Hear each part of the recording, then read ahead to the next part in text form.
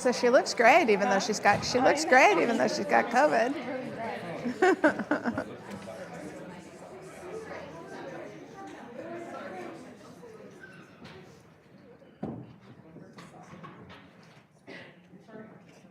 He is.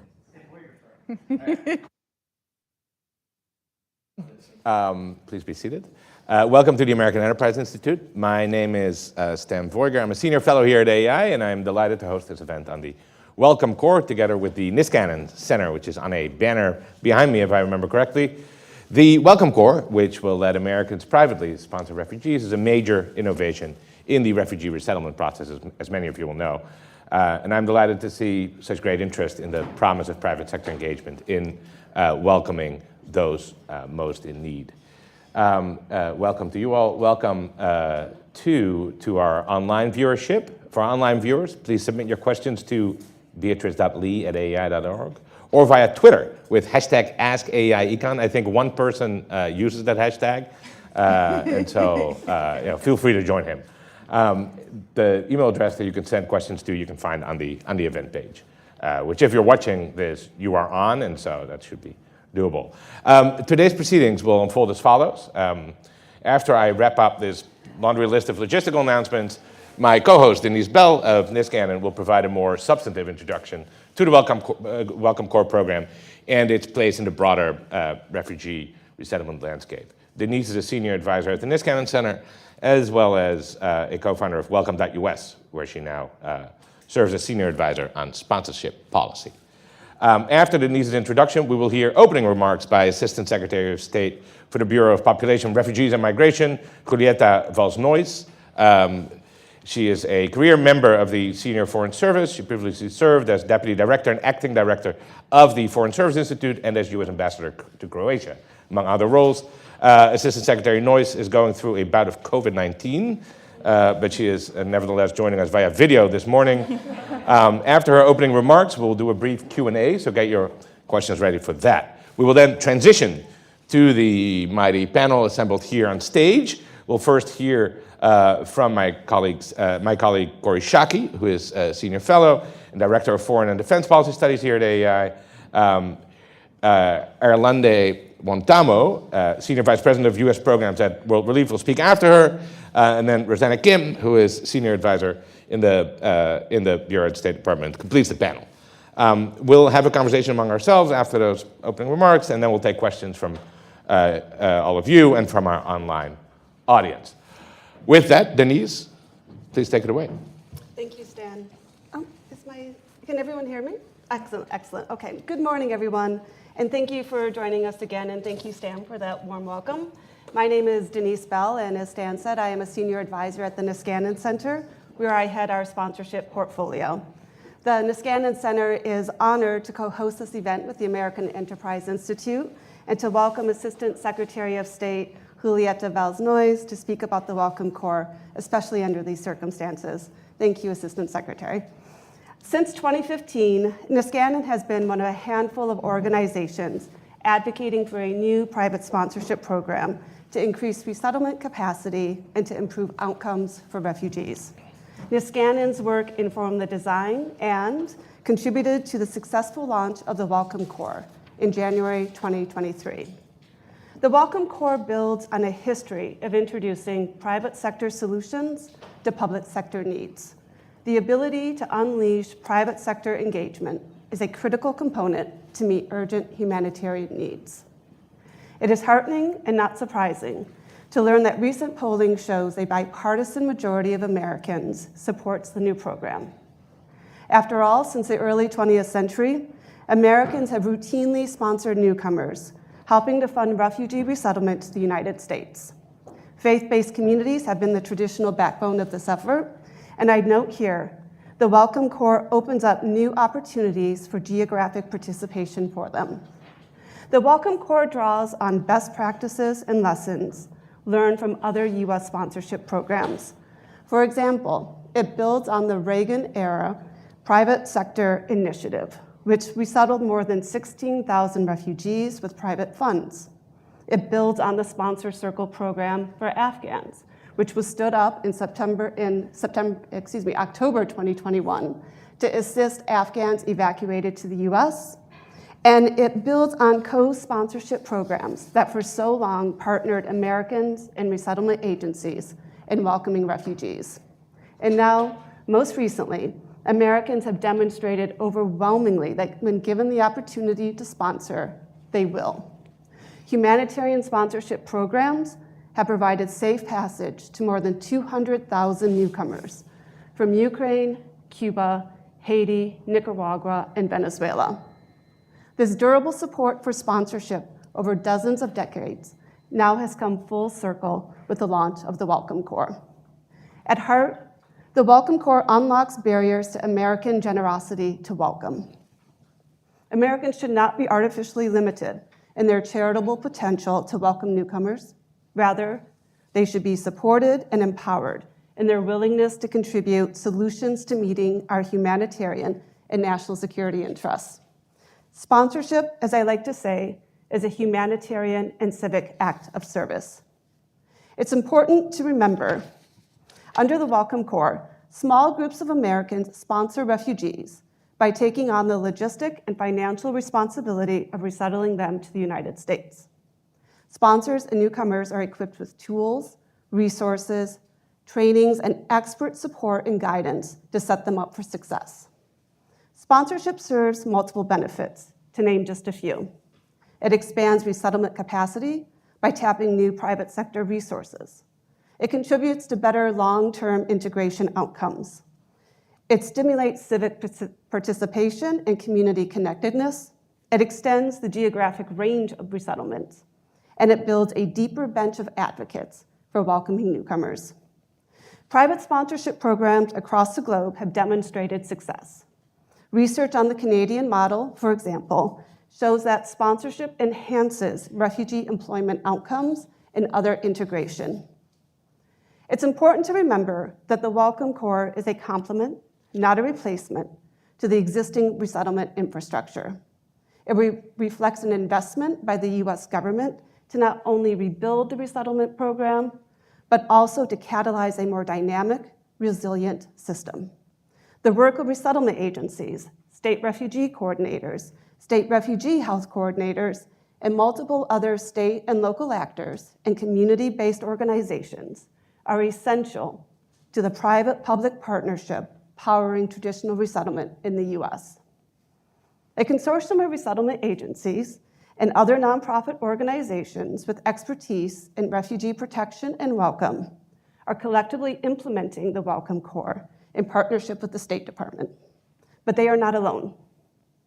Beyond the consortium, even more resettlement agencies and their affiliates, such as World Relief, and diverse local organizations are signing on to participate in the Welcome Corps.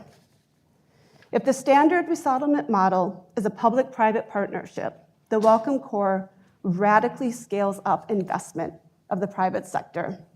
Now, when it comes to welcoming refugees through sponsorship, the possibilities are unlimited. Already, private sector organizations are coming together to create new avenues for harnessing resources and solutions to support sponsorship all over the country in traditional and non-traditional areas of resettlement. This is just one example of how the private sector ingenuity and initiative can mobilize Americans and scale participation in the Welcome Corps. I'd like to close with this look ahead. Sponsorship is poised to become a linchpin of humanitarian resettlement in the future. That's because the Welcome Corps shows that sponsorship belongs to all of us. It empowers the private sector, faith and diaspora groups, employers, universities, community-based organizations, Americans in rural and urban areas to participate in sponsorship however it makes sense for them. Thank you for joining us today to learn more about the Welcome Corps and how individual Americans and the private sector can drive solutions to meet humanitarian needs while investing in community vitalization in our own backyards. And now, I'd like to turn it over to Stan and invite Assistant Secretary Noyes to speak on the Welcome Corps. Thank you again, Assistant Secretary, for joining us. Thank you, Denise, and Assistant Secretary Noyes. I look forward to hearing your opening remarks. Please go ahead. Great. Well, Thank you, Stan. Thank you, Denise, for that beautiful description of the Welcome Corps. Before I go on, can you all hear me okay? Oh, yeah. All right. I figure it was easier to do this from my home without a mask on than to be there in person wearing a mask on day 10 of COVID.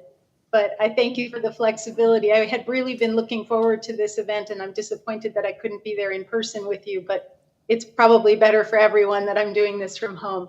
But I want to thank you, Stan and Denise. I want to thank Corey Shockey, AEI, and the Scannon Center for sponsoring this event. I think it's a very timely conversation about a really wonderful initiative. I think it's one of the best news stories out there, to be honest with you. So let me talk about it. Sorry, I just heard a lot of feedback. Are you guys still hearing me okay? Yeah, we're good. Thank you. Okay, all right. So let me talk about it a little bit more.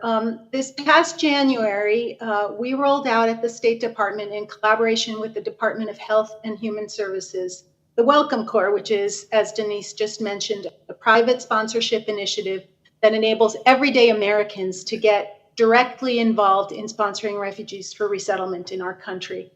And this launch was the culmination of a lot of hard work over the past 2 years to deliver on a commitment that the president established for us as part of his ambitious refugee resettlement goals. It is the single largest and boldest innovation in refugee resettlement in the United States in the last 40 years, when the Congress established the Refugee Act of 1980. And that act, in turn, established the formal U.S. Refugee Admissions Program, USRAP, as we call it. And it always, I have to say, it warms my heart every time that I remember that the Senate passed the Refugee Act by a unanimous vote of 85-0 in 1980. So those were good times to work on these issues. But I think the Welcome Corps is a good time to work on these issues too. Now, since the early days, the State Department has sponsored for resettlement refugees working with resettlement agencies. And the resettlement agencies are the ones that provide the initial assistance to refugees as they come into the United States. Our 10 and soon to be 11 resettlement agency partners are the pillars of our domestic resettlement effort. And they will continue to play an indispensable role in refugee resettlement. So the Welcome Corps is not replacing the traditional model, it is complementing and adding to that traditional model. Our resettlement agencies do heroic work. And in the last couple of years in particular, they have really stepped up to the plate and done really amazing, amazing work. So we are continuing to provide them and in fact increasing support to them, but that alone isn't enough to meet the goals that the president has set. So meeting the president's vision of 125,000 refugees resettled per year in the United States is a very ambitious goal. The last time that we resettled that many refugees in 1 year in the United States was over 30 years ago. And in order to get there, we need some creative approaches that complement our traditional model. And that's where the Welcome Corps comes in. It's the first and the most exciting of these new complementary pathways. So as we work to strengthen and expand the capacity that we have to resettle growing numbers of refugees sustainably over time, we think that tapping into private Americans and faith-based and civic and educational community organizations can help us to grow and to diversify our resettlement system. Over the past year, we have seen how Americans from every part of the country, past couple of years, Americans from every part of the country have responded enthusiastically to the call to help welcome our Afghan allies and Ukrainians displaced by war, and Venezuelans and others who are fleeing violence and oppression. Americans are also signing up to help support people from Cuba, Haiti, Nicaragua. So the Welcome Corps, in our view, builds on this interest by inviting Americans to do what we do best, which is welcome our neighbors, to be good and generous neighbors and guides and friends to newcomers as they build new lives in the United States. This program harkens back to the historical roots of sponsorship for refugees in this country when private sector organizations and individuals played the leading role in welcoming refugees before the establishment of the formal U.S. refugee admission program. Second. So in addition to increasing resettlement arrivals and capacity, we ultimately hope that the Welcome Corps will help to build a deeper, broader, more sustained public base of support for resettlement of refugees. By creating an avenue to involve everyday Americans in this work directly through the Welcome Corps, we think that they will become the best advocates and the strongest cheerleaders for refugee resettlement, because they will be the ones who will have the relationships with these refugees as they arrive. So like the Peace Corps, we hope that the Welcome Corps will become a widely resonant, well-known institution of American life, an iconic American brand that symbolizes our welcome to newcomers. We think that it can help grassroots base of support through Welcome Corps to keep refugee resettlement right up there with baseball and American pie as part of American traditions. So let me talk for a minute about how Welcome Corps works. Denise mentioned a bit of this in her opening, but I just want to go through this a little bit more. So individual American citizens and legal permanent residents come together to form a private sponsor group. We need a group of at least 5 individuals over the age of 18 who will work together. Okay, I have just lost video. Can you guys still see me? Oh, yeah. Yes, we can. Okay, all right. So a group of at least 5 individuals over the age of 18, American citizens or legal permanent residents, come together to take on the key tasks of welcoming refugees as they build new lives in the United States for those first 90 days here. This is the kind of support that the resettlement agency partners currently provide and traditionally provide, and it includes tasks like helping refugees find housing, enrolling their kids in schools, setting them up with other essential services. So these private sponsors will be the first people to greet the new refugees as they step off the airplane. They will help them figure out the school bus route. They will help them figure out how to get library cards. They will be the first people who the refugees call when they have a question or if they need help figuring out how to pay an electric bill or understanding what a back to school night is. Now, the sponsors will not be alone.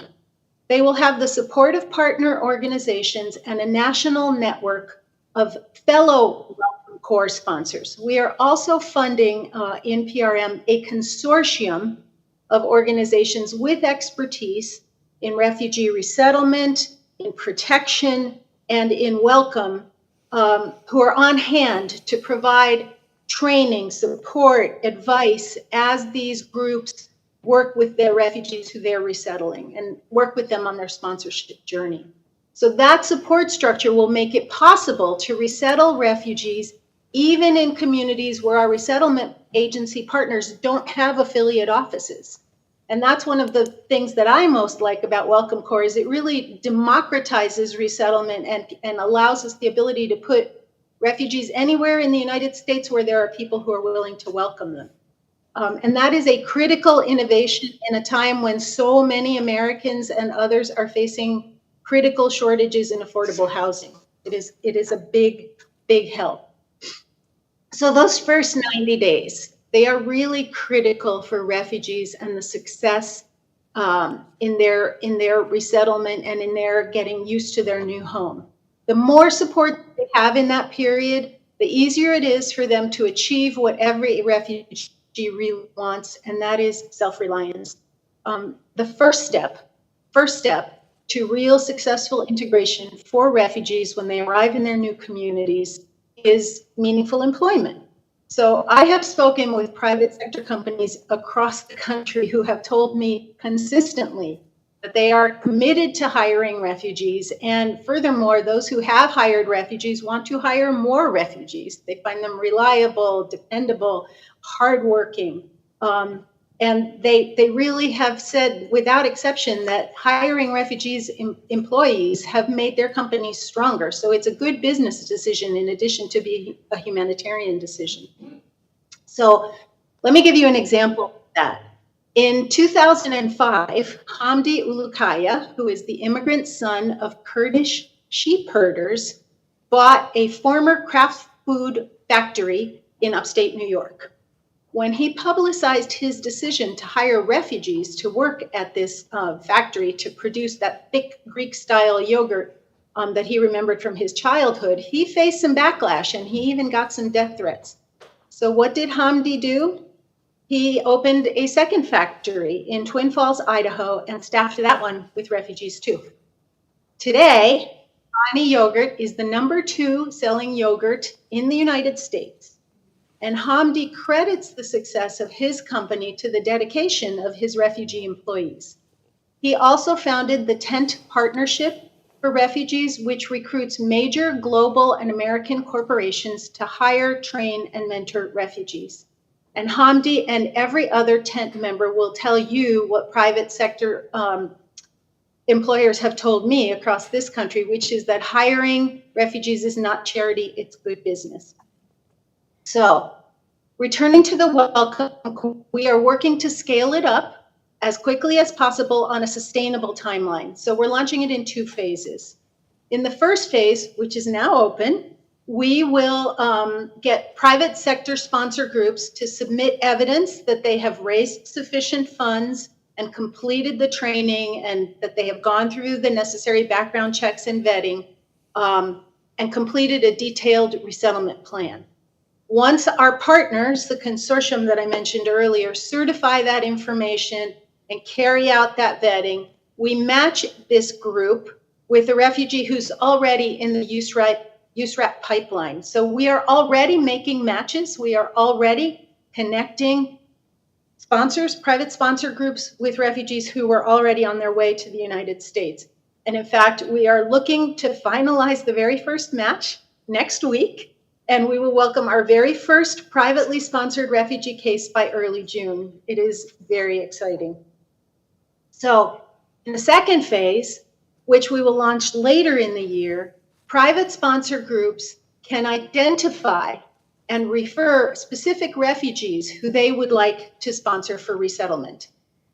Phase 2 is still in development, but we're working through the details to make sure that it's ready for prime time when we launch it later in the year. As part of phase 2, we're also going to have 2 small pilot programs. We are looking at a labor-specific sponsorship program where skilled refugees, people who still meet the definition as refugees, but who have particular skills, can be matched with job offers in the United States and with support from private sponsors. And the second pilot that we'll do in the second phase of the Welcome Corps is an education sponsorship program, where refugee students will be matched to higher education opportunities while being sponsored by U.S. colleges and universities. So stay tuned. Our goal in 2023 is to mobilize at least 10,000 Americans to step forward as private sponsors and to help resettle at least 5,000 refugees. We are thrilled that in the few months since we launched it, the Welcome Corps has generated very significant interest, and that thousands and thousands of people have already signed up to get information and to learn more by email and to start the training and participate in information sessions. And we have already certified several sponsor groups. So fair warning, this part's a little bit emotional. From Moorhead, Minnesota, to Oneonta, New York, groups of families and friends are raising money and urging us to match them with refugees as soon as possible. One group of 6 told us that they are the descendants of refugees and migrants themselves, and others were themselves migrants and refugees. And they are so grateful to have the opportunity to pay forward what they feel that our country did for them. And so the Welcome to America project, for example, which is a refugee-focused NGO that was formed in the wake of the 9/11 attacks. This group was created to sponsor refugees for arrival in the United States.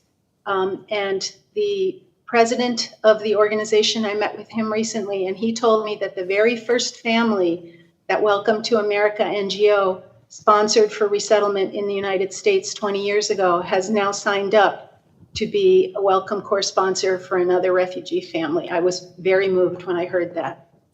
And I hope that you won't mind that I end this with a little bit of a personal note too. My own parents came to the United States as refugees from Cuba before Congress created the U.S. Refugee Admissions Program. And just like hundreds of thousands of people before them, they got a helping hand from their neighbors, from employers, and those were the people who helped them to succeed in their journey and helped them build the journey that allowed their daughter to become an American diplomat.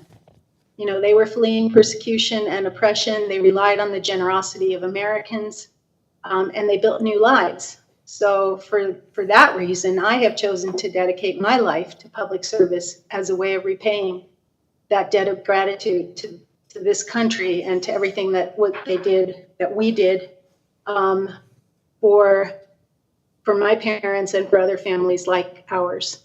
And so that's the unique and the real return of our investment in the Welcome Corps. Generations of Americans will get the opportunity to contribute directly to our cherished history of welcoming newcomers, of being a nation of immigrants, of giving people a helping hand so that they can then rely on themselves, and give them the opportunity to participate in this very, very American tradition. So thank you so much. Thank you for allowing me to appear virtually, and I'm happy, Denise and Stan, to take questions online now. Although it would be nice if we could get the camera turned back on so I could see you all. All right. Well, thank you so much for those comments.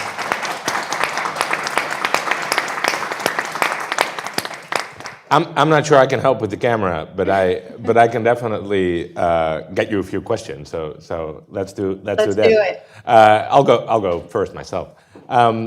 If you think of the program, and you mentioned some of your goals for this calendar year, if you think of the Welcome Corps program 5 years from now, 10 years from now, what kind of metrics are you thinking of in terms of, considering it a success? What is the most optimistic scenario you have in mind? How do you think of those things? So, Stan, I think it's a little early to focus on metrics in terms of numbers. It is still a new program. I am optimistic that we can reach the goal that we have set for the first year. But this program is as much about attitudes and information as it is about sheer numbers.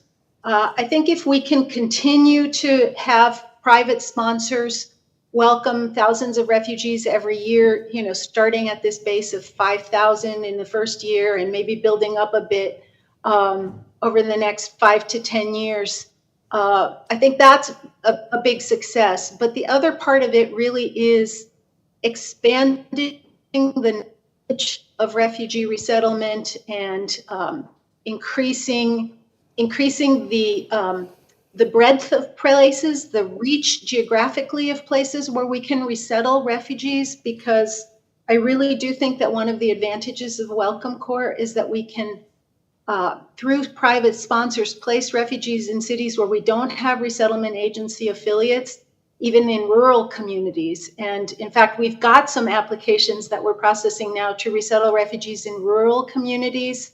And I think that will do a lot in terms of that attitude and that welcoming spirit, but also in terms of really expanding where refugees go. So the metrics, let's definitely say that we want to have private sponsors resettle thousands of refugees every year, complementing the efforts of the traditional resettlement agencies. But the more intangible piece, I think, is just as important. Okay, very good. And of course, the housing cost situation in a bunch of the places where 100%. It is really, that is without question. Anytime I do a domestic trip and meet with our resettlement agencies here in the States, everybody says that their first, second, and third problems is affordable housing. So I guess it gets back to that old real estate adage of location, location, location. That's affordable right. housing is really an issue, and so we're hoping that this program can help with that as well. Let me take a couple of questions from the room here, please. First question over here. Please wait for the mic so everyone can hear you online as well. And please introduce yourself, and then the questions ideally end in a question mark. Thank you. First of all, thank you very much. You're looking pretty good for being a COVID victim. I hope it continues. I thank my makeup. I'm Betsy Dribbin with the Multi-Faith Alliance for Syrian Refugees. The Syria crisis rages on. Unfortunately, Assad has now been accepted back into the Arab fold, which makes things... I'm sorry for interrupting, but I'm only getting like every third word. Maybe closer, would that help? That helps, thank you. Okay, there are 29,000 Syrians in the pipeline, according to State Department, many of whom have been vetted. They're well along the 2-year process. You talk about the 5,000 initially, which I believe is the African location, if I'm correct. The focus was Africa. Can you give some guidance as to how we might move that sector along? Because they have been waiting a very long period of time, and the war continues to rage. That's the first question. The pilot program... Let's do one question at once. Okay, thank you. Okay, so let me start with that right away. So Welcome Corps is not limited to African refugees. In the first phase of the program, where we are matching refugees to private sponsor groups, we have started to do matching of some refugees from sub-Saharan Africa because they were the ones who were like on the verge of moving. So they were sort of the first in the pipeline, the fastest in the pipeline. But I hear and understand your concern about refugees who have been in the pipeline for a long time. Syrians certainly meet that criteria, but we have refugees elsewhere in the world who have been waiting for a long time. In fact, one of the biggest things that we've been trying to do over the last couple of years is to address the lengthy waits and to clear out the pipeline, to cut it in half, this year, the number of cases that have been waiting since 2018 or earlier. And that's, that came about for a number of reasons: enhanced vetting in some areas, the de-emphasis in the prior administration for refugee resettlement, COVID. There were a lot of reasons why that pipeline built up. We're determined to break it down. In terms of specifically Syrians, though, certainly there is the opportunity in the second phase of the Welcome Corps for sponsor groups to indicate that there's, say, a specific Syrian family that they would like to sponsor. Over time, our goal with Welcome Corps is to continue to have both cases where we have private sponsors who say, just send us anyone, and to have people who can come from all over the world in those categories, as well as in the groups where they would like to identify who they would like to sponsor. And frankly, we anticipate it would be natural to expect that refugee groups who have already arrived and who are settled and maybe have become American citizens or have gotten their green cards would be interested in sponsoring family or friends from the countries that they left behind. And so we anticipate that there will be a much broader geographic reach of Welcome Corps sponsorship as the program develops and matures. So thanks for that question. Thank you. Let's go over here, first row. Sorry. No, sorry, over here, first row. Sorry. Sorry for making you navigate them. Oh, yeah. I'm bummed out that I still can't see you guys. I'm just looking at a white screen that says AEI conference. We all look really good, don't worry. My name's Azur Rahman. I'm from the American Service. We're based in Minnesota. We're focusing on Ukrainians at the moment, but we're expanding to New York to help with the migrant crisis there. And this question is related to that. This program is amazing, and I'm wondering how we came to the number of 5,000, and with a backlog that's, like you described, is so long, with a crisis that easily is numbering in the tens of thousands. My organization currently has 200 applications for I-134As stuck in line. is there a way for us to scale this up, or was this part of the discussion early on to set is 5,000 a limit, or is it a starting point? So Azra, thank you for the question, and thank you for, I'd just like to thank Minnesota. I can tell you that Minnesota is the #1 state in terms of applications for Welcome Core private sponsorship. Minnesota leading the way yet again.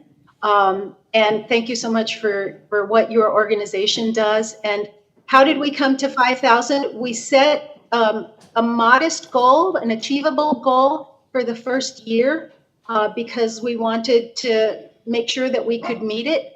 But 5,000 is the floor, not the ceiling. If we have more private sponsors sign up and coming on to bring in more refugees, we would be delighted to match them up. It is absolutely not a limitation. It is kind of the target goal that we set for the first year. So if you can get a lot more Minnesotans or New Yorkers or others to sign up, we would welcome the opportunity to pair them with refugees. So thanks for that question. Very good. I want to give the panelists an opportunity to ask a question if you have any. Otherwise, I will go back to the room. Let's go over here. Sorry, please wait for the mic. My name is James Purcell. I was the first assistant secretary in 1980 to create the refugee program and got the Refugee Act written. Okay, now I'm really bummed that the camera's not working. My goodness. And we got the Refugee Act written and approved by Congress under President Carter.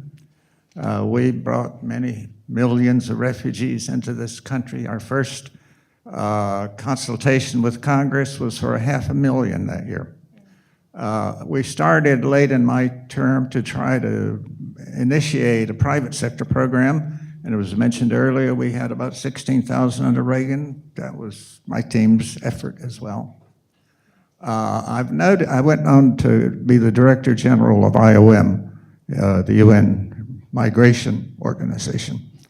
And I've worked very closely with Niskanen and PRM to launch the private sector program and the Welcome Corps. I am delighted, like my colleague here, 5,000. I've noticed that recently you've been bringing in many, many hundreds of thousands as parole, as we did before the Refugee Act, but we cut that out when we got refugee admission. But I would like to endorse what he said. I think 5,000 for America with its record is abysmally small. And I would do all I could to support it with my colleagues around the country, but I think this is a wonderful initiative that the State Department and the private sector has endorsed. And I would get your views on how high can we go? Well, it would be remiss of me not to start by saying thank you. Thank you for creating the basis. Thank you for your example, for your leadership, for the values and the ambitions that you modeled for all of us. We all stand on the shoulders of giants, and so very, very grateful to you for all that you have done and continue to do for our country and for refugees and people in vulnerable people in need around the world. How high can we go? How high do you want to go? Let's go as high as we can. I mean, this president has set us a goal of 125 refugee admissions this year.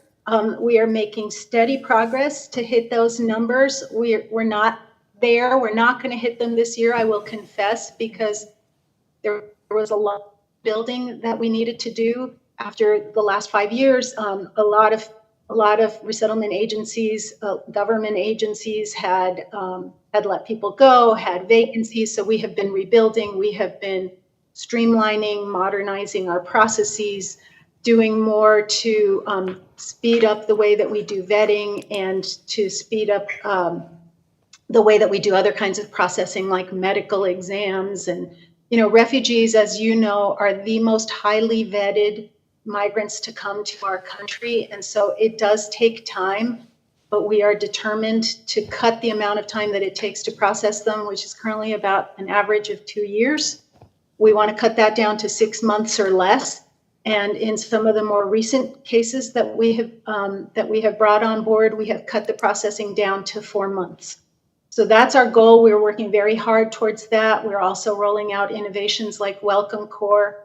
And so our ambitions are as big as our hearts, but we are determined to do this with the support of private sector Americans and with the generosity of Americans. And so let's be ambitious. Let's reach as high as we can. And I think if everyone works together, we can reach really impressive numbers. I'm so grateful to lead this bureau and this effort at this time, despite all of the challenges. And it's because of partnership like yours and organizations and people like those who I still can't see in the room over at the Niskanen Center and at AEI. But thank you so much. Assistant Secretary, let's do one final question, and then we'll let you return to your recovery. Let's go over there. Please wait for the mic. Yes. Good morning. My name is Kate Sinkins. I'm a local immigration attorney. The Department of Health and Human Services brings in unaccompanied refugee minors who oftentimes don't have schooling or skills. Does the Department of State have a way to work with the unaccompanied refugee minors who are already in the United States, but definitely do need adult sponsorship or adult guidance? Thank you. Thank you. And those are some of the most heartbreaking cases, but they're the cases where we can make the biggest difference. I was in Arizona a couple of weeks ago. I didn't catch COVID there. I caught it on the trip right after that. But I was in Arizona a couple of weeks ago, and I met a young Somali girl, 18 years old. She had been in the United States for 6 years with her little sister, who was 6 years younger than she. She arrived in the States when she was 12 or 13 years old and standing in basically as the mom to her little sister.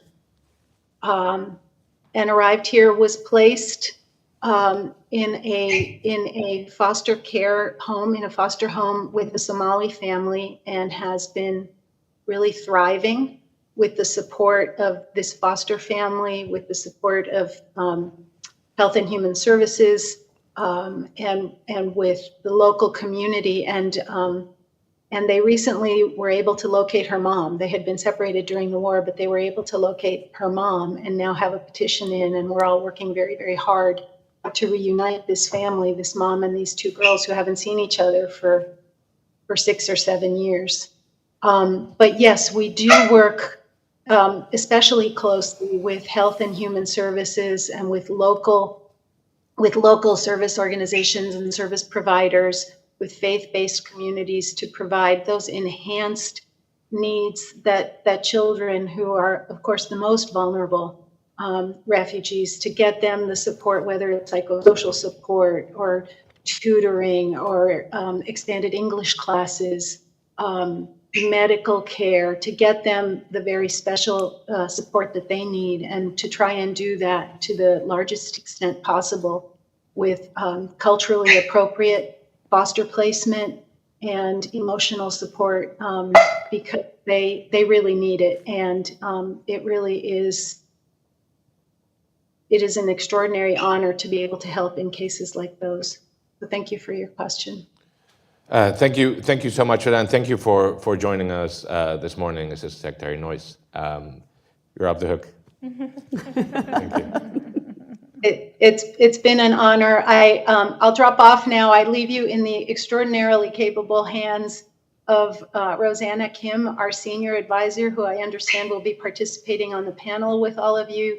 She has forgotten more than I will ever know about Welcome Core, so she's going to be a really expert panelist for you. And I hope that you will invite me back next time. It was great to have a conversation with you. But next time, hopefully, I can see you and maybe even get a bagel and a cup of coffee too. But thank you so much, and thank you for your support for Welcome Core. Take good care, everybody.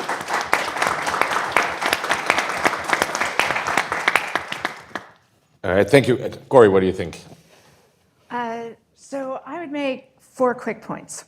The first is that, so first of all, I love this program. It's really wonderful, and I want to make the national security case for this program. And the first point I would make is that the United States, as a country that believes that refugees are important to who we are as a country, is an enormous benefit for the United States internationally. It helps others to help us on problems we think are important that may not be their top priorities. It shapes how the world views us, and you can see that reflected in polling internationally in the course of the last decade when the prior administration had taken such a confrontational approach on this issue. So first, this matters for how the United States looks to the world.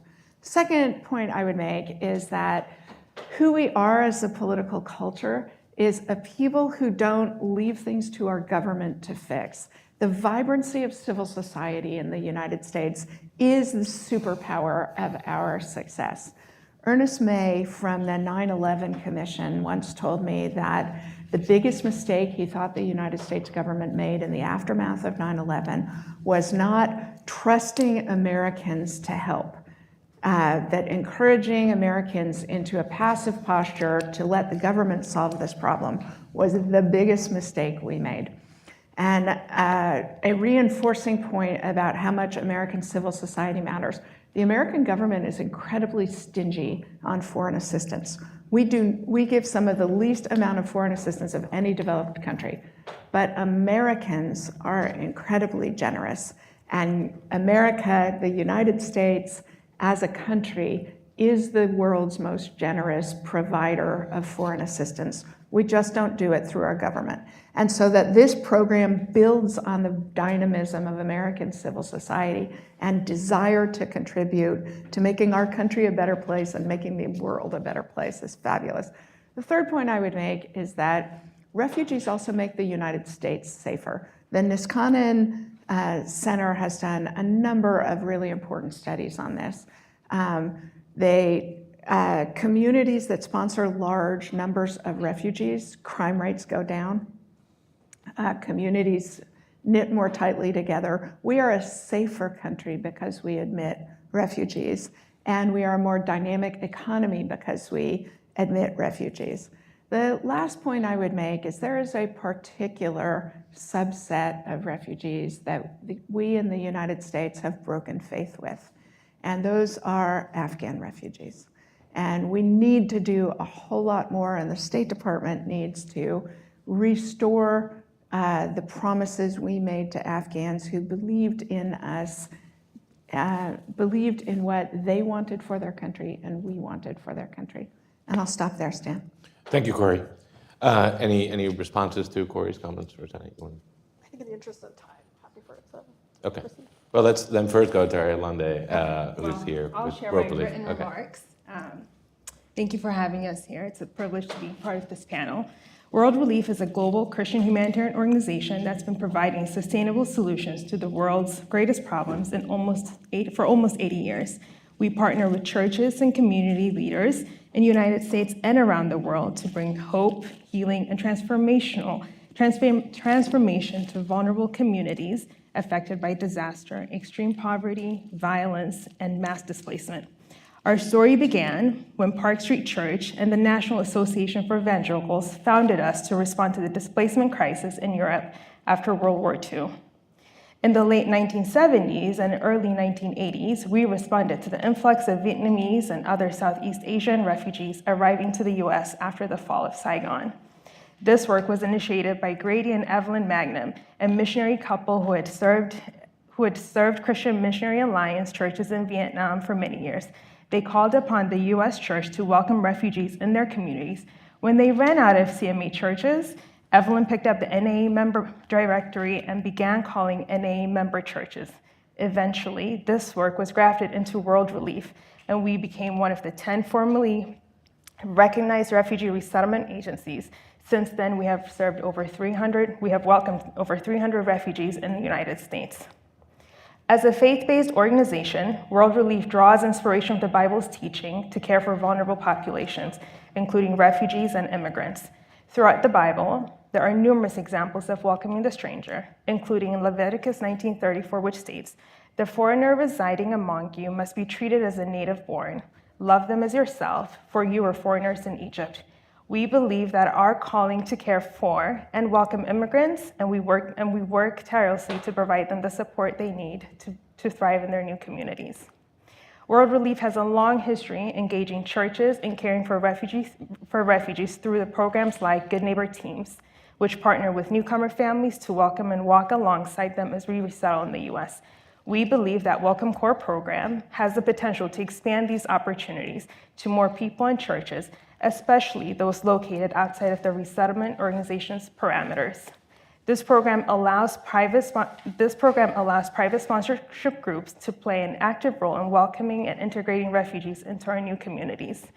As a refugee resettlement organization, World Relief sees multiple pathways for resettlement in the U.S. as a positive step, as long as each pathway prioritizes safety, dignity, and well-being of refugees. We firmly believe that the traditional refugee resettlement process is critical and has a strong foundation in the U.S. While we see private sponsorship as a complementary opportunity for refugees, we recognize that it cannot replace the vital role played by the traditional process. As Welcome Corp continues to roll out, we continue to engage and advocate for the safety and well-being of refugees, while also ensuring the traditional resettlement process remains strong and effective. We're enthusiastic about Welcome Core program, but we are concerned about the slow pace of the rollout and the limited information provided about the program, which makes it difficult to assess its effectiveness and prepare for our involvement. We also recognize some of the challenges faced by Uniting for Ukraine program, which had similar objectives, but in some instances struggled to provide adequate support to newcomers. While Welcome Core has addressed some of these issues, we encourage the program to remain adaptable and responsive to any challenges that may arise. We believe it is essential to ensure that refugees receive the support they need and private sponsorship groups are properly equipped to provide that support. Therefore, we urge Welcome Core to be transparent about the progress and any issues encountered so that we can work together to create a successful and sustainable program. We at World Relief are eager to contribute to the success of Welcome Core program as a private sponsorship organization and are hopeful that it will provide new opportunities for refugees to resettle in the U.S. As a faith-based organization, we believe in the importance of welcoming and supporting those in vulnerable situations, including refugees and immigrants. We also believe that private sponsorship can complement and expand opportunities for refugees. Thank you, Erlande. Rosanna, I want to give you a chance to respond.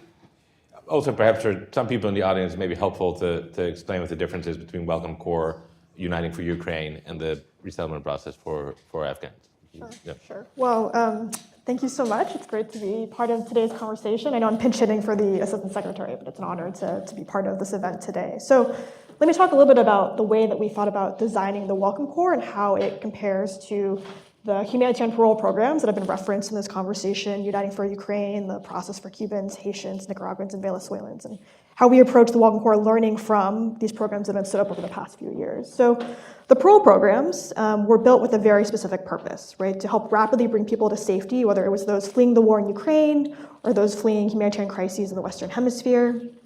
And those are programs that were built, right, with that purpose of trying to bring people here as quickly as possible. There is a sponsorship element to those programs, but in the interest of bringing people here quickly, I think they were stood up rather rapidly, and there was limited support offered to sponsors in those programs. So the Welcome Core, as we stood it up, was really built to be a permanent, enduring part of U.S. refugee resettlement. And for that reason, actually, as you've heard referenced in this conversation, when we built the Welcome Core, we were very intentional at building an infrastructure around it, right? So we're funding a consortium of partner organizations that are giving sponsors training, helping sponsors walk through the application process, the sponsorship journey, and helping them navigate any challenges that come up along the way. So we've been trying to be very intentional about building in that sort of permanent infrastructure to really give the program support and ensure that sponsors have guidance, right? So that as if they're encountering challenges like we've seen in the parole programs, right, that they have an avenue and a way to access support. So that's one key part of how Welcome Core is a little bit different.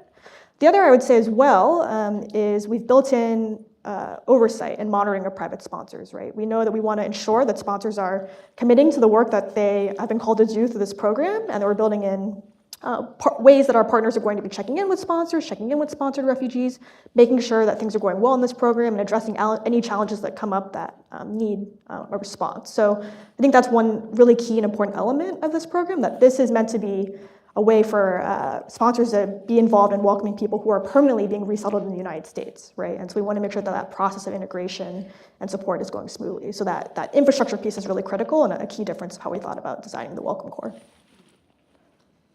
And on Afghanistan? Yes. So actually, as part of our response to Afghanistan, we actually, in the State Department, stood up a sort of pilot version of this program. Denise referenced it. It was called the Sponsor Circle Program for Afghans. And in many ways, that was actually a precursor to the Welcome Corps. So in that program, we helped partner private sponsors to Afghans who were being paroled in through Operation Allies Welcome. And actually, I would say the experience of that program, even though it was relatively small scale, it operated for over a year, but I think overwhelmingly what we saw is that sponsors really stood up in extraordinary ways to help welcome Afghans who were being resettled. And I think, Corey, to what you said earlier, I think one of the things that we were really moved by in watching that experience unfold is really the ingenuity and the dedication that everyday Americans bring to this work, right? I remember meeting one sponsor group that was supporting an Afghan family, and I heard this really just moving story, right, of how this Afghan family, the parents were both working, their child had to go to the hospital for a procedure. The parents weren't able to stay with the child. The resettlement agency that would have supported them also wouldn't have been able to, stay with the child throughout the whole time they were in the hospital. But the sponsor group that was supporting them, every member of the group went in shifts, right, to stay with that child. So that child was never alone, right? So that was really, I think, moving to me, and it just shows that people are really, if given the opportunity, are going to step up in extraordinary ways. So I think that lesson that we saw from Operation Allies Welcome and the kind of precursor program we stood up has sort of fed into now what we have with the Welcome Corps as our permanent program for refugees all over the world. And it's, again, just shown and kind of proven our hypothesis of why this program can be so impactful. Awesome. And Landa, you're a little closer to the implementation side. Can you, who should consider becoming a sponsor? How would you have any news you can use for people? Yeah, so I think, kind of what I alluded in my remarks, what is exciting about this program for us is, as a church faith-based organization, we have resettlement organizations around the country, but we also have lots of churches that know us, that partner with us in different ways, but have not been able to partner with us in the tangible welcoming of refugees because we don't have local offices in those vicinities. So this really extends out to that group. And really, I may be biased, but I think a lot of us maybe on this panel is being in that space of helping and welcoming refugees is a transformational experience. And there's a duality to it. So really calling out to those that have not engaged in this space, whether you're going to commit to becoming a private sponsorship or support, I think this just is such a great avenue for Americans around the country. Awesome. Denise, would you? No, I'd just like to add to that, and I can see a number of resettlement agencies that are here in the audience, and I just also want to call out, in addition to World Relief, which is stepping up to provide support to the program and participate. In addition to the consortium, I see Highest, which has been a leader, which has over 100 welcome circles already, and they have been a sponsor from early on and invested. USCCB, which has also been an early advocate for sponsorship. Obviously, I see CWS, which is part of the consortium. And I just wanted to add again, so the consortium has national resettlement agencies and affiliates, CWS, IRC, IRIS. It also has organizations with expertise in protection and welcome, such as IRAP, Welcome.us. And then it's all headed by Community Sponsorship Hub, but it's not limited to them. It involves all of the private sector. And so this is what's been so encouraging, to see people sign up to be private sponsor organizations, to take on the responsibility. Highest will be co-chairing the PSO group. Well, World Relief has just been accepted. So this really is what I call a whole of country response. We see this coming from employers as well, diaspora groups. So this is something that we're starting, but it builds off evidence of what has worked, starting under the Reagan era, most recently the Sponsor Circle program for Afghans, and obviously a shout out to co-sponsorship, which has really built the foundation for best practices. Thank you, Denise. Let's take a few more questions. We have about 15 minutes, and let's first go over here for your second question that I cut short earlier. Please do wait for the mic so people can hear you online as well as here in person.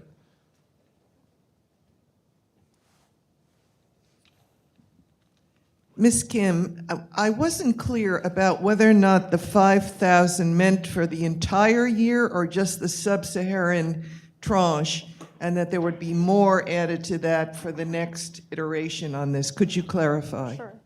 Yeah, I'm happy to take that question. So to clarify, the target we've set for this program, right, mobilizing 10,000 American sponsors to support at least 5,000 refugees is for the first year of this program, and it covers both phases. So both Phase 1, that's open now, where we're matching sponsors to cases already in the U.S. pipeline, starting with Sub-Saharan Africa, as our Assistant Secretary noted, but also Phase 2 that we're opening later this year. So that Total, 5,000 for the year.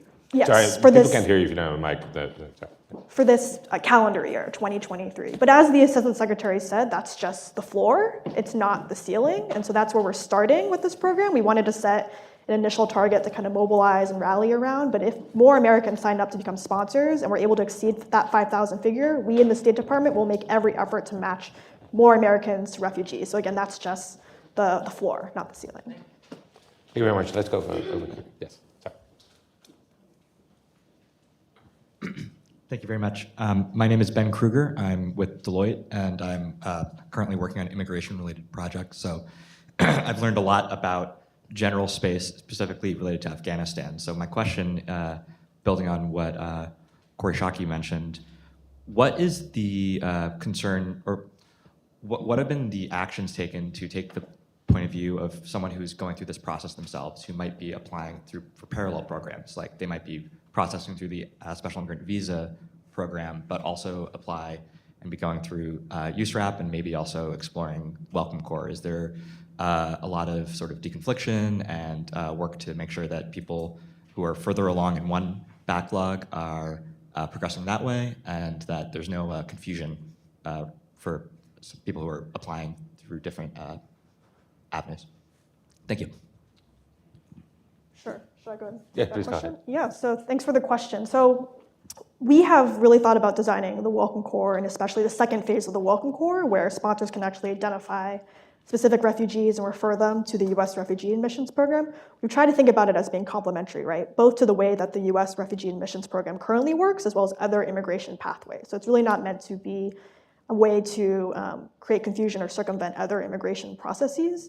And I also want to say, as a point of clarification, because I have heard this come up as a question in other conversations, is if you are sponsored through the second phase of the Welcome Corps, right, there is no sort of advantage or expedited processing. So there's not going to be line cutting or some advantage given to those who are sponsored in phase 2. It's going to be part of our existing refugee program. So that's been a core part of how we've designed the Welcome Corps. It's really meant to be complementary, right, both to the domestic side of resettlement as well as the overseas side. And we're really hoping it can be a way to help really expand and create new opportunities for refugees to access the program. So I think, as you heard the Assistant Secretary say, to give one example and to add on it, in our current refugee admissions program, we do have avenues for families to petition to reunify with their family members. But currently those avenues have very specific parameters. So for instance, in the program currently, you're able to petition to sponsor your spouse, your child under 18, or your parents. But that's a very particular set of family relationships, right? So one of the things we're really excited about for phase 2 of the Welcome Corps, when we do roll it out later this year, is the ability for potentially refugees to help sponsor extended family members overseas who are in need of that safety and protection, and to play a role of helping to bring them to the United States. So that's one just example of the way that we hope, right, that the second phase of the Welcome Corps will be sort of additive and complementary to our existing way that refugee admissions and other pathways work. Excellent. Let's go.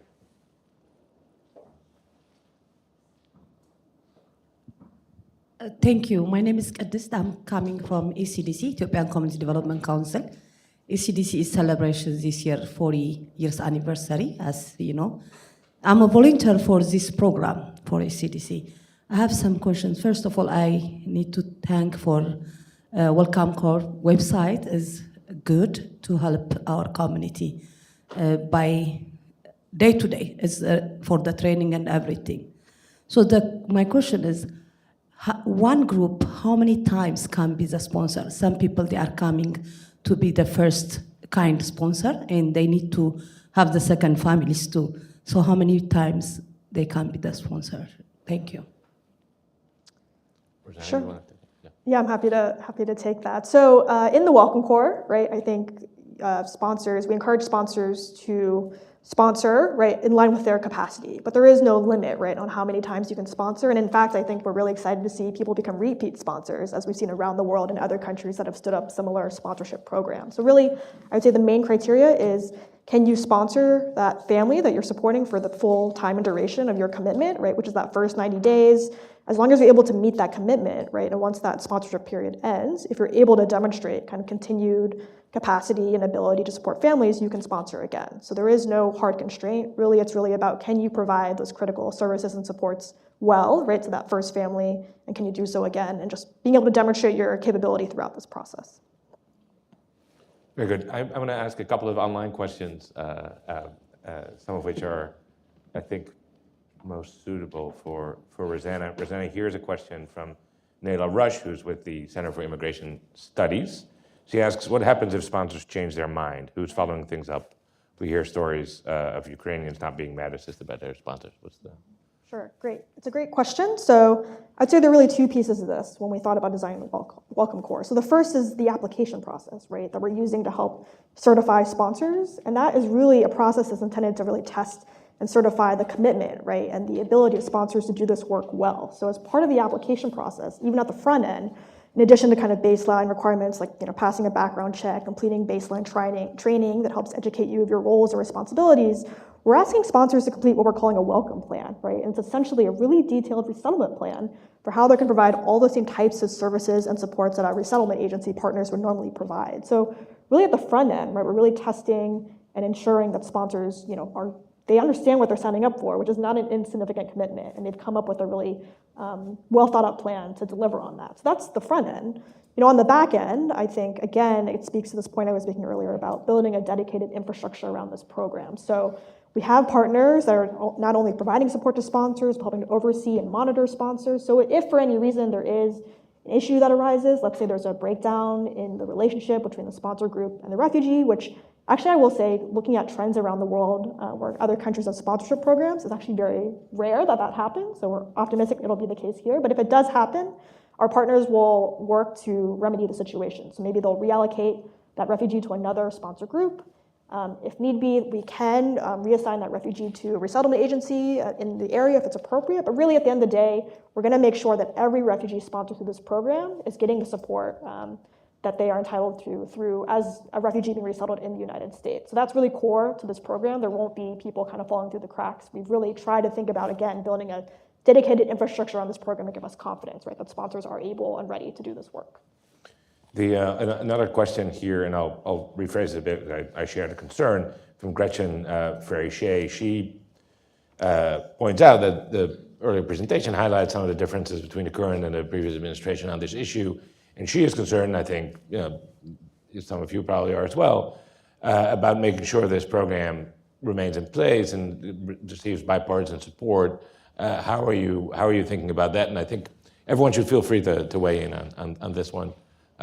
Denise, do you want to go first? Sure. So I think what's really essential is that we can, the continuing to build the bipartisan support, and that comes down to several different acts. One is to continue to reach out across the aisle to continue this sort of events. And again, this is a whole of country response, and sponsorship belongs to all of us. So not only these events, but again, the implementing consortiums, but the people who are involved that extend far beyond that, do represent all of society. And that is what's really important. I have seen firsthand this outreach, and it really is robust, diverse, and inclusive, so that all people feel that they can participate. So those sorts of very deliberate actions need to continue, and that's why I started by pointing out polling shows there is bipartisan support amongst Americans. A majority of Americans across political diversity support the program. Oh, and I might add too, in terms of how do we make it permanent, we've seen that it can work. We know that people want to do it. It's really important that the U.S. Refugee Admissions Program continue to be funded robustly, that the new presidential determination that will come in September of this year includes specifically an additional, what we call additionality, that the Welcome Corps is named for a specific number of resettlement in addition to the usual resettlement, the traditional resettlement numbers, and also that all of us, but particularly the administration, understands the imperativeness of rebuilding the system and providing for national security and humanitarian benefit a really strong resettlement system. I don't know if you were glancing at my iPad, but that last part precisely answers a different question from Irene Hassan. So good news for Irene. Oh, good. Corey, did you want to weigh in on this? So the national security case is important for keeping Republicans in support of the program. But the most important thing for keeping congressional support is the experience Americans will have with this program, right? You can make a good case on economic grounds for more refugee resettlement. You can make a good case on religious grounds for it. You can make a good case on national security grounds. But most importantly, Congress responds to the American public. And so having this program be a success, having it be well-designed, as it sounds that it is, and engaging American communities with this so that members of Congress hear from their constituents about how this makes their communities stronger, makes their communities safer, makes their communities more vibrant, solves labor problems, and makes the United States even truer to the values of believing that people have rights and they loan them in limited ways to governments. And when governments fail their side of the bargain, that we become a refuge for people. Sure. To that quickly. I mean, it's exactly what Corey said. I think one of the most striking things to me about sponsorship, as I've seen it around the world and as we've seen it already in the United States, is it's not only powerful in terms of the warm welcome and support that's offered to refugees who are sponsored and the ways in which they become thriving, contributing members of their communities, but I also think about the way that sponsorship itself is a transformative experience for sponsors and communities. It speaks to actually the tagline that we came up with when we launched this program, which is sponsoring refugees, strengthening communities, right? One of my greatest takeaways in meeting with some of the early sponsor groups that were formed around Afghanistan in particular was you talk to sponsors and so many of them say in one way or another, they say, I took more out of this experience and this program than the refugees that I sponsored, right? So I think it speaks to that the way in which Americans themselves are transformed by this work and the ways in which communities themselves become positively affected by refugees who become thriving members, contribute, make really important contributions socially, economically, culturally to their communities, and the ways in which Americans as sponsors are coming around to rally around the work of resettlement. And in some ways, I even think about the fact that we're not even trying to make it bipartisan, we're really nonpartisan, as the Assistant Secretary alluded to, right? Something that's so deeply rooted in American values of welcome and generosity and support. Very good. Yes. The last thing I would just add, just to hit on what Denise said, which is really true for, as resettlement organizations, that the numbers needs to be allocated separately out for this program. I mean, this year is a pilot program, but the fact that it does draw from already PD numbers, that moving forward would not, we would like it to be very separated. Yeah. Very good. I think we have time for maybe one more question. Let's go over there.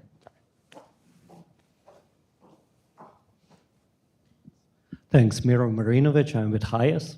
So, and question is for Rosanna. Rosanna, you've talked about the public sponsor organizations and the role in supporting and monitoring these public sponsor groups. So I'm just wondering, what is the vision for long-term sustainability for those PSOs? Or is there a plan for it? How do we make sure that they can continue on providing that kind of support to the public sponsor groups? Thanks.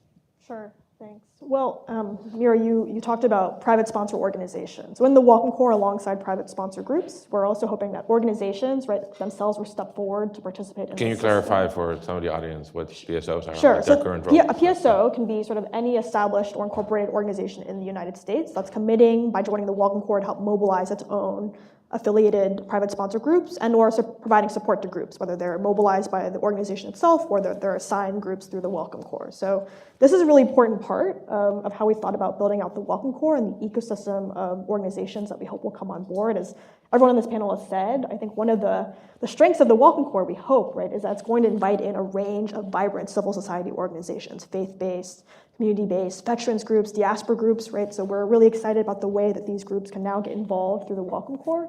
Mira, I think one of the, opportunities, but we are still working through, right, in the early days of this program is we have to kind of incubate and help create this system. We know that the interest is out there and that we have groups that are ready, organizations, I have to say, that are ready and able and want to participate, but we know that will require capacity and resources. So again, that's, I think, why we've built this infrastructure that we hope will not only provide support to groups, but also organizations. And I think in looking ahead of this, for the future of this program, actually one of the things we're excited about is seeing the ways in which private philanthropy has actually stepped in to help mobilize resources for this program. And so I think we in the government are trying to create the backbone, the framework, the kind of baseline for this program. But over time, we're really excited to see how others from the private sector and the private philanthropic community will help step in to help, again, help grow and incubate this system. So PSOs will have a really important role to play, and we do think they're going to be critical to the future of this program.